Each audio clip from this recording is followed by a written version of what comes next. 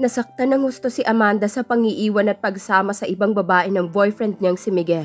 Pero mas masakit ay ang malamang may kailangan itong panagutan sa kanya at hindi na niya alam kung paano yun sasabihin sa kanyang pamilya.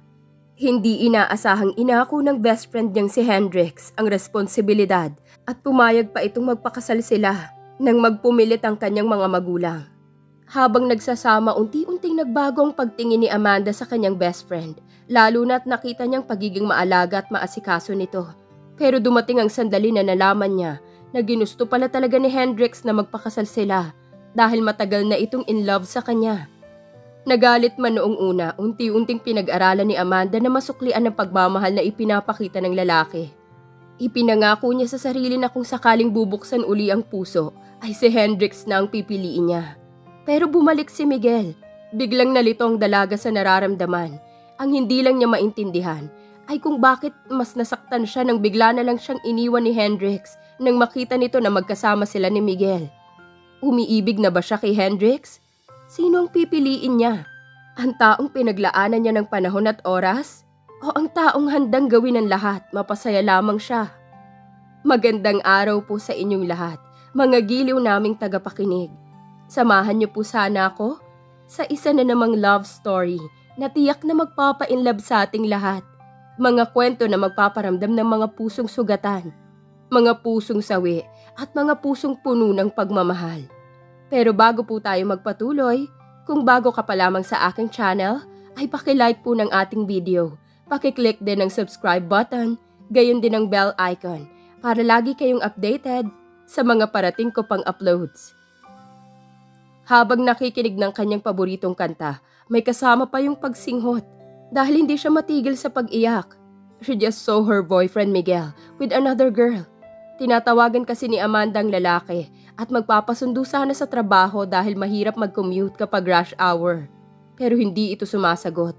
Sa halip na umuwi, nagtungo muna siya sa pinakamalapit na mall sa opisinang pinagtatrabahuhan.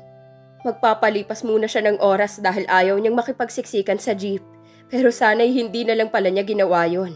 Dahil habang papasok sa isang bookstore, nakita niyang boyfriend na nasa restaurant na katabi ng establishmento at may kasama pang ibang babae.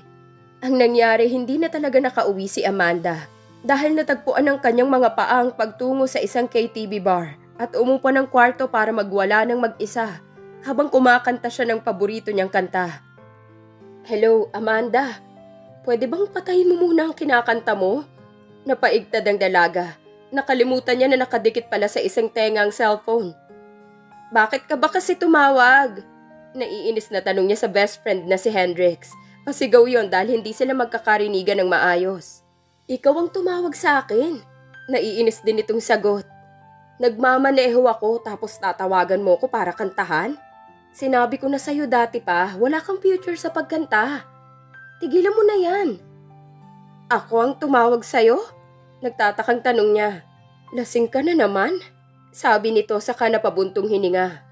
Nasaan ka ba? Sinabi niyang eksaktong lokasyon. Hintayin mo ako dyan.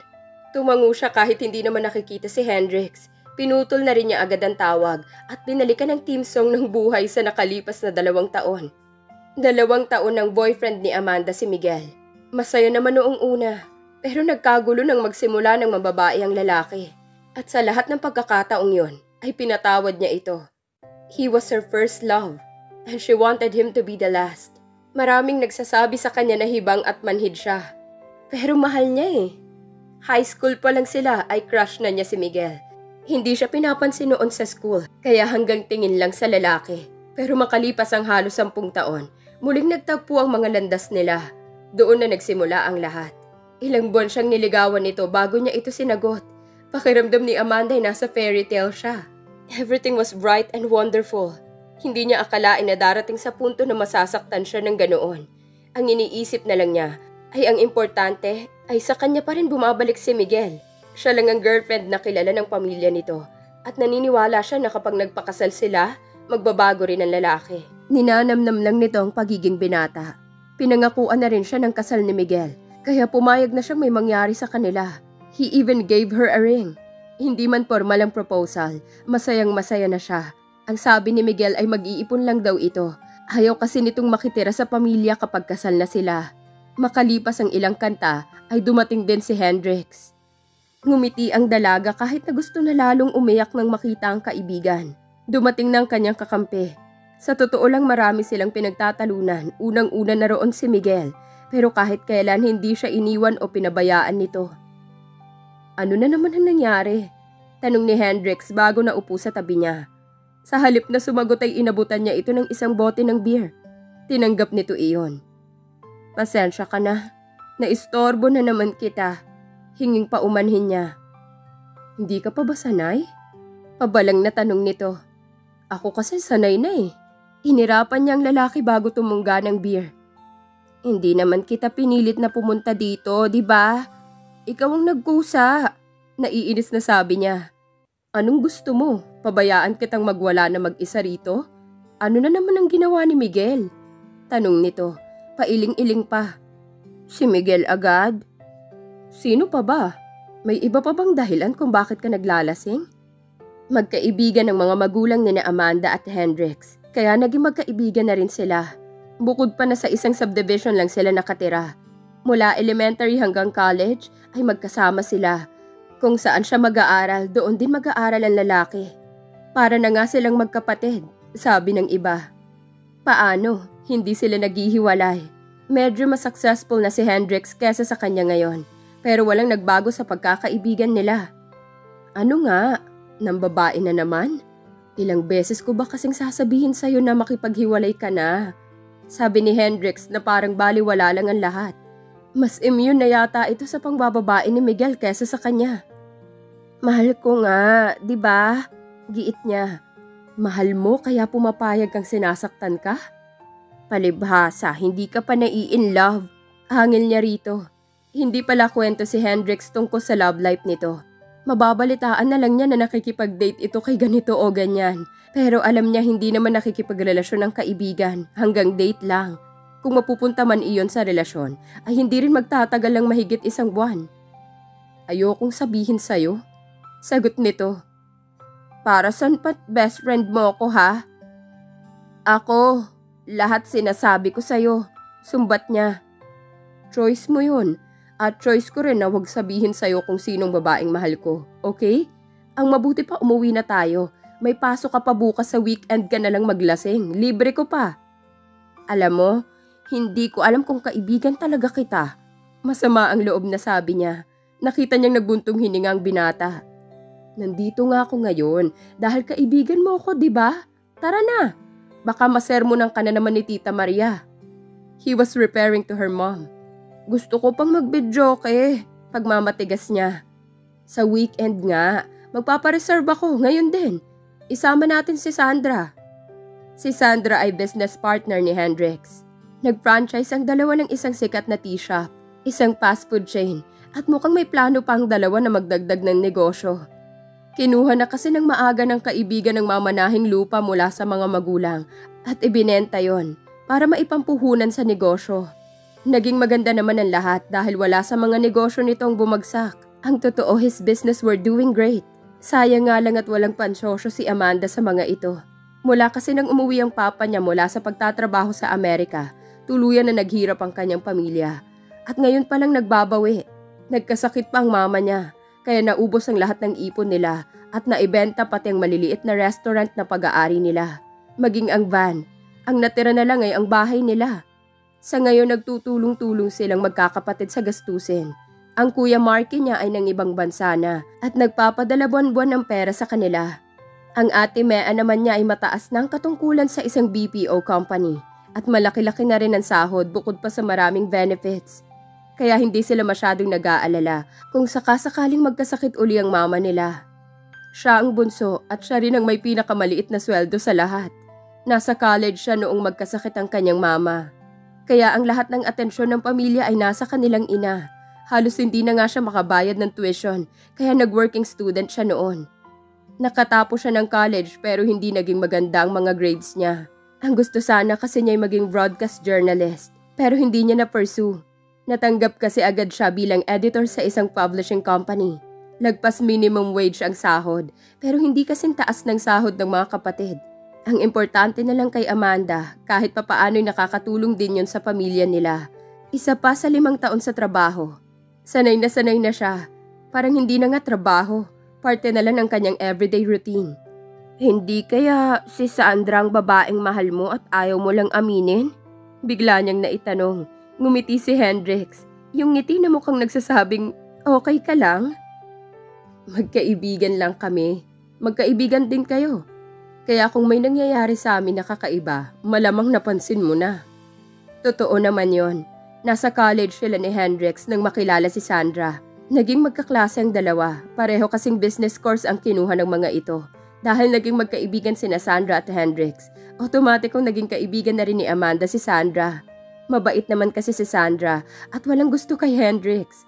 Ang ibang babae kasi na nakikipagkaibigan noon sa kanya ay si Hendrix lang talagang pakay kaya itinataboy niya kaagad. In all fairness sa best friend niya, gwapo talaga ito. Tall, dark, and handsome. Sabi nga ng marami. At kung may paborito man siyang parte ng katawan ni Hendrix, ang mga mata nito iyon. His chestnut brown deep-set eyes were beautiful. Binagayan pa yon ng makapal na mga kilay nito. Para sa kanya lalaking-lalaking mga mata nito. Malay ko ba kung magaling kayong magtago? Lalo ka na, magaling kang magtago ng jowa sa akin. Sabi niya, sabay irap. Ngumiti ito saka umiling. Tara na, uwi na tayo.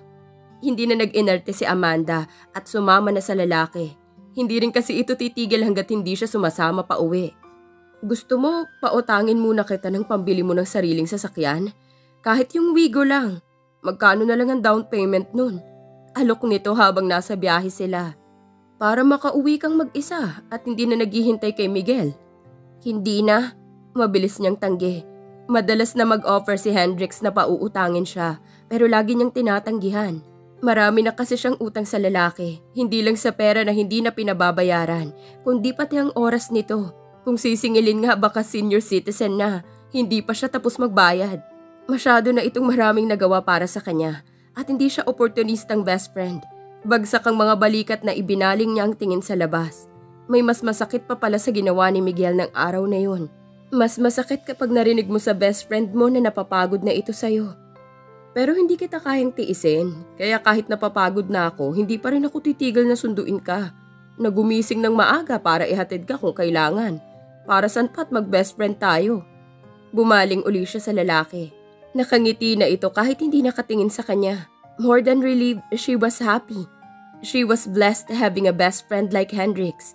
Hindi lahat ng tao ay nabibiyayaan ng isang gaya nito. Alam ko, madalas pabigat talaga ako sa'yo. Sorry, Drix ha? Seryosong sabi niya. Tigilan mo na nga ang dramang to. Dati naman hindi ka nahihiyang magpabigat. Ngayon nagsusorry ka na. Tanggap ko na tong kapalaran ko pagdating sa'yo. Natawa siya. Paano kapag nagpakasal na kami ni Miguel? Ganito pa rin kaya tayo?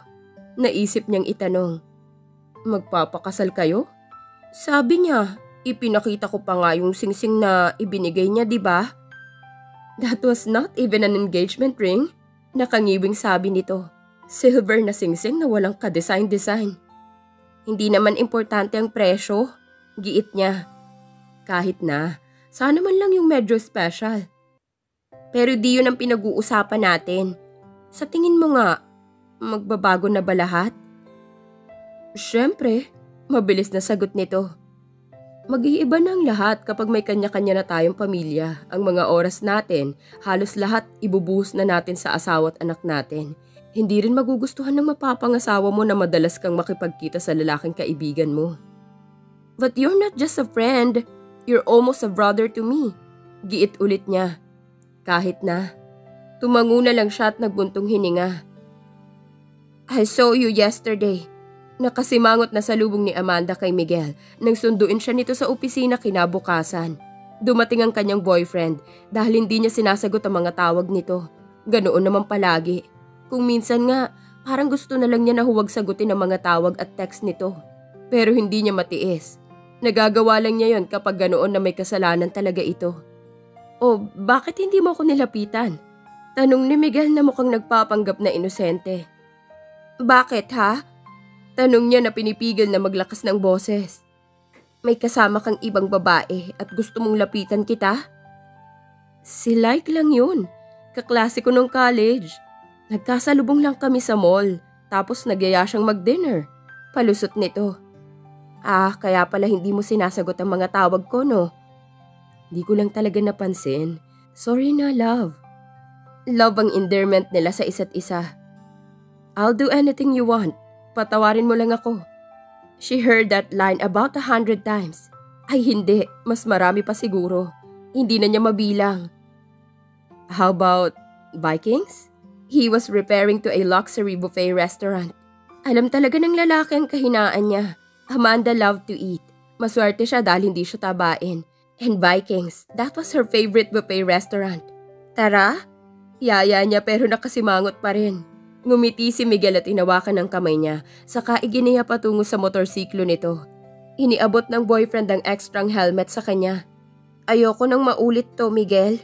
Seryosong sabi ni Amanda habang kumakain sila. Promise. Kapag naulit pa to, maghiwalay na talaga tayo. At ilang beses na rin ba niyang sinabi at binali yun? Guilty na tumango ang boyfriend. Alam niya na mahal siya ni Miguel. Nararamdaman niya yon. Ang problema lang talaga niya ay ang pagbibigay pa nito ng atensyon sa iba. Believe me, hindi ka dapat magselos kay Laika. She was just a college friend. Sabi nito. I don't care. Okay, sorry. Hindi na mauulit. Kung may idinarasal man si Amanda sa puntong yon, sana'y totoo na si Miguel sa salita nito. Napag-isipan mo na ba kung kailan tayo magpapakasal? 27 na ako. Huwag mo namang hintaying mag-30 ako bago tayo magpakasal. Baka hindi na tayo magkaanak. Hindi agad nakasagot si Miguel, pero sa huli ay ngumiti ito. I'm still saving, okay? Pero malapit na, love. Malapit na. Matuloy kaya ang kanilang kasal? O sino ba talaga si Laika sa buhay ng kanyang nobyo? At dito na po nagtatapos ang kabanata ng ating kwento. Please like, share, subscribe for more updates. Maraming salamat po.